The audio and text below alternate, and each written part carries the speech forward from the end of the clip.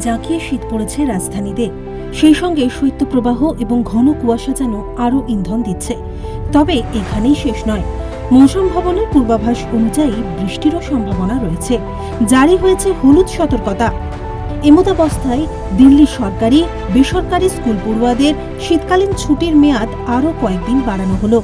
ইতিমধ্যেই দিল্লি শিক্ষা দফতরের তরফে এই মর্মে বিজ্ঞপ্তি জারি করা হয়েছে।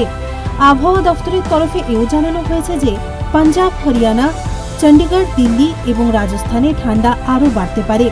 পরিস্থিতি বুঝে স্কুল খোলার বিষয়ে সিদ্ধান্ত নেওয়া হবে।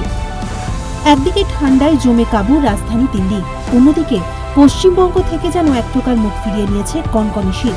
বাংলার তাপমাত্রা ক্রমশই বাড়ছে। আলিপুর আবহাওয়া দফতরের পূর্বাভাস অনুযায়ী মঙ্গলবার আবহাওয়ার পরিবর্তন হবে, বাড়বে উত্তরের হাওয়ার দাপট। ফলে সেদিন থেকে কলকাতা ও তার পার্শ্ববর্তী অঞ্চলের তাপমাত্রা কমতে পারে। মুর্শিদাবাদ, বীরভূমের দু এক জায়গায় খুব হালকা বৃষ্টিপাতের সম্ভাবনা রয়েছে বলে জানা গিয়েছে। রবিবার কলকাতা ও তার পার্শ্ববর্তী অঞ্চলে সর্বোচ্চ তাপমাত্রা ছিল 25.3 ডিগ্রি সেলসিয়াস, যা স্বাভাবিকের চেয়ে সামান্য বেশি। সর্বনিম্ন তাপমাত্রা ছিল 16.7 ডিগ্রি সেলসিয়াস, যা স্বাভাবিকের চেয়ে 2.8 ডিগ্রি বেশি। বাতাসে আপেক্ষিক আর্দ্রতার পরিমাণ ছিল 94%।